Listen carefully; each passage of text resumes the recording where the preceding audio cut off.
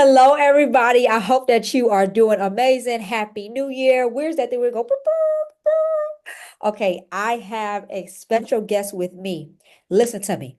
This woman right here, she is on my executive resume writer team, and she took somebody from 230,000 to over 430,000 for an executive role. Did you hear that right? Again, 230,000. And they were like, Michelle, I'm doing this, I'm doing this. And Michelle said, wait a minute, you are doing way too much for too little.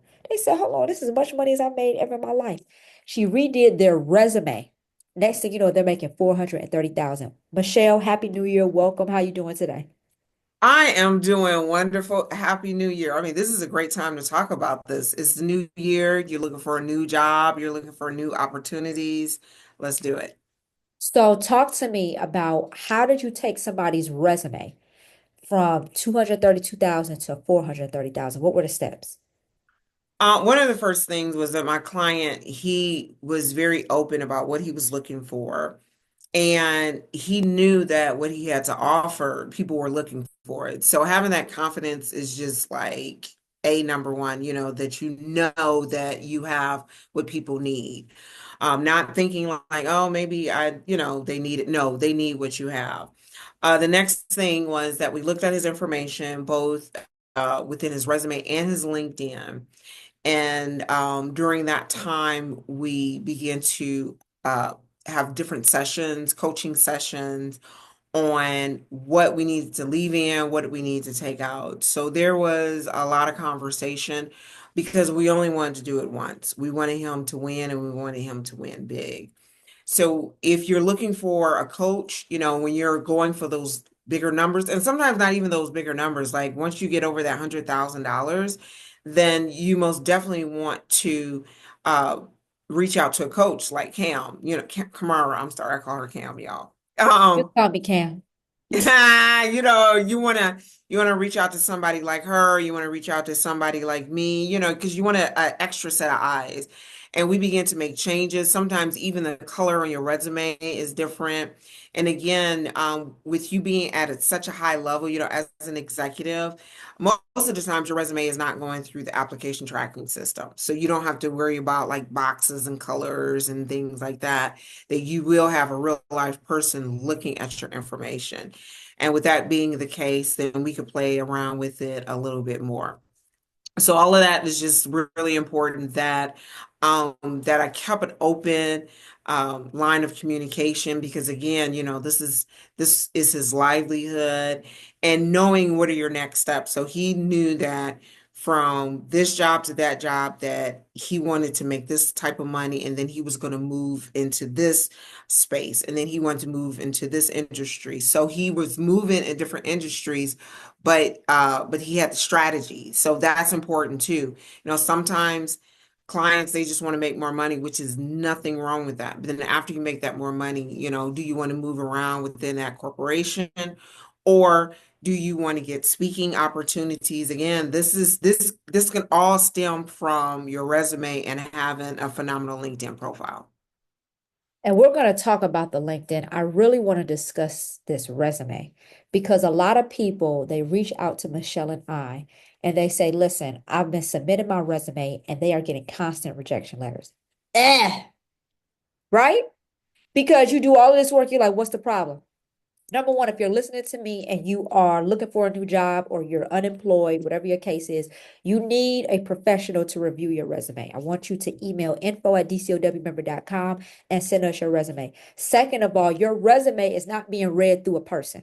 Okay. 9 times out of 10, a computer is reading your resume and they are taking keywords. There are a lot of people, they make the mistake and they will try to copy and paste a job description. And some systems say, wait a minute, I know they did not do everything listed in this job description at X, and they can consider that as plagiarism. So there is a science and a key to getting your resume to the next level.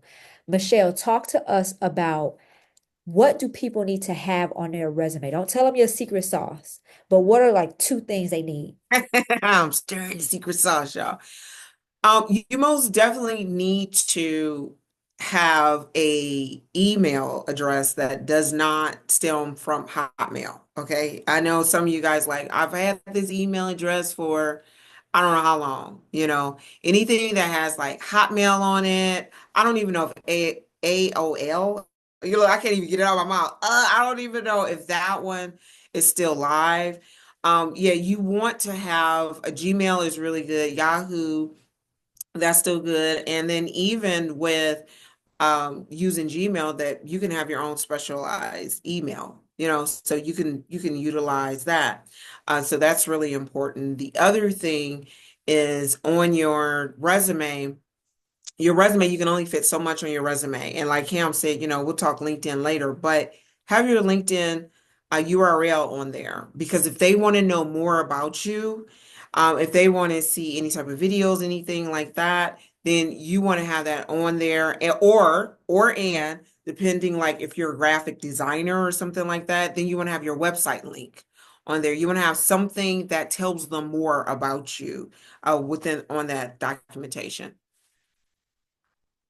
I like that. And I will also add, you also need to put operational, technical, leadership skills, and then the certifications that you have. There's a format that is used for all of these resumes. And I'll say this. The ATS system does not read your pretty design. It doesn't read the color. It doesn't read blue. They strictly read color, they read formatting, and then they read the skill sets that you have, and it's based on a percentage. So if you have, let's just say, over 80% or 70% for this specific job, then you can move on to the next level. But a lot of you all are scoring low around, let's just say, 40 to 30%. So then they give you automatic rejection. But then when I talk to you on the phone, or when you talk to a recruiter on the phone, they're like, oh, you're qualified, but you didn't get through the ATS system. So Michelle, talk to us, what industry was that person in, and how were you able to basically convince them, listen, you're worth more than 230,000? Yeah, so he was, when I say technology, he was the one who was actually creating the different widgets. So it wasn't the coding piece. He was the one who was making the plates and stuff that goes into computers, like him himself. He wasn't making that. But of course, that was the industry that he was in. And when he told me, like, oh my gosh, like, he has like two master's degrees, and then he has all these certifications. I'm like, you have got to be making at least 400 or 1,000 or more, along with profit sharing, okay, along with bonuses, along with stock options, along with extended vacation time. Because again, when you're at that level, when you reach that level, it could be really stressful, right? It could be really, really stressful. But again, that you have accomplished all of this knowledge along with your certifications and your education, then most definitely that you are worth it. So again, is through conversation. And because he knew the back end of how things work, that allowed him to begin to maneuver to go to different industries who knew that if he knew how to do the back end for these technology pieces of creating a computer or creating a telephone or, well, see, y'all know my age now. I said telephone and say cell phone, right? Creating these things, then he can go in other industries that will allow him to utilize his skill set that helps businesses grow and scale, with his strategy techniques. I will say this, I really think because I'm talking to people and they are a bit discouraged. They're saying, listen, Cam, I've made six figures before, or I would say this, that you all have made six figures before. And now because for 3 to 4 months you've been getting rejections or people have been ghosting you, so they want to decrease their salary expectations. What are your thoughts on that? Um, that one is so tricky. If you are going to, so if you're used to making 150,000 and you're like, okay, I really need a job at 100,000, my suggestion to you is that only make that a season. Okay, only make that a step. Do not make it the go-to. Do not get comfortable within that space, because if you do, then you'll find that you it's going to take you like another 5 years or 7 years to get to that extra 50 grand where you should be at 175, right? So again, there's nothing wrong with having a contingency plan and really looking at that particular position almost as if it's like a project. You go in, like you can almost do the job blindfolded. Go in there, do your best, which we know that you're going to do anyway. And then from there, continue looking for that 150, for that 175. But that particular position that you're in, you want to leave them in just a really great place. And then if they're open, some individuals are open, some businesses are open, have a conversation with them and let them know that, guess what? I can do more, and I can do more. And I see that you have this position open, or I see that there's another project. I can do more. And with that more, let's negotiate my salary. So consider about negotiating your salary if you're going to do more within that company, if there's opportunities to do so. This is amazing. For all of my people, you are making under 150. I definitely want you to go through my YouTube channel, look at the different videos I have. For anybody who's on the executive level, who's going for maybe a provost position, VP, reach out to Michelle. Now I want to talk about just a little bit about what's going on in the job market. So 2025 for some people is off to a rough start, right?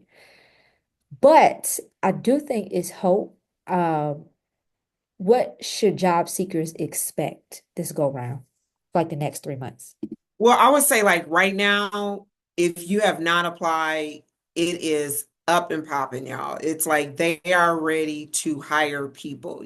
At the end of last year, again, a lot of people, don't hire at the end of the year, but that's just some companies. Other companies, they really need you. And then if for some reason that you weren't able to interview with one of the executives, but they know that they actually need that position, then you should be getting some interviews. Go out there on LinkedIn, on Indeed. I don't know if Career Builders is still up. There's so many job sites that's out there, and look at different suggestions of what those platforms are talking about your resume, because they will give you some tips to be successful on the resume. Because like Indeed, for instance, they'll give you tips. The reason why they give you tips, first of all, they want you to get hired. If you get hired through Indeed, then that means that their platform works, and then that means that they can get more clients, and that means they have testimonials to state that, guess what? He or she got hired using our Indeed platform. So they're going to give you some really solid tips. So don't sleep on those tips. And if it doesn't sound right to you, then you're reaching out to Cam or you're reaching out to me and like, man, you know what? Indeed said this. Does that make sense? And then also on these particular platforms, or even when you're applying for the job, Cam and I were talking about the application tracking system. There's an opportunity for you to check to say, guess what? I don't want it to go through the application tracking system, because a lot of businesses are realizing that really solid people are getting missed. You check it and say, I want my information to be looked at by a human being, which is, really important. But I don't want you guys to give up. It is only, what is it? Is it the 6th? All right, today is just the 6th of January. I need you to go ahead, you get your resumes updated. You need them to get looked at. Maybe you're like, I just want Cam to assess it. Maybe I don't want it to be updated. You know what? Set a consultation with her. The same with me. If you're an executive, I just need you to look at it. I'll make the changes myself. We can do that. And go ahead and create and revise your resume so you can go ahead and start getting those interviews. Interviews are key. And for my people who are, you're getting the interviews, but you're not getting any job offers, I would say that you need some interview prep. Um, that's a whole nother video. But the main focus for my people, if you are not getting any interviews, it's because of your resume. If you are getting interviews but no offer or lowball offers, it's because of your interviewing that you're doing. So you always want to remain confident. For my people, be honest with you, who are looking, who already have a job, always look. You should be marketable. My recommendation, okay, is that even if you have a job right now, you should be going on at least 2 interviews a month. Why? Because you never know. It was this guy I was talking to. He was working at his job for 20 years. They just walked in and just laid like 10 people off in their department. He said Wow. he did not see it coming because he was doing the layoffs. Wow. So I said to myself, always be ready. Hmm. And then you always want to have your resume, cover letter, LinkedIn updated. Michelle, what we'll probably do is maybe you want to commit to once every 2 weeks, we come back here on the YouTube channel and we just give people a recap on what's going on in the job market because every day is something new. Yeah, no, absolutely. But I want you to, you had said something that's really important, that make sure all your information is up to date. And as soon as you get your job, your new job, you need to be updating your resume. Just like Cam said, somebody, they walked in and they were like, oh yeah, you 10, you out of here.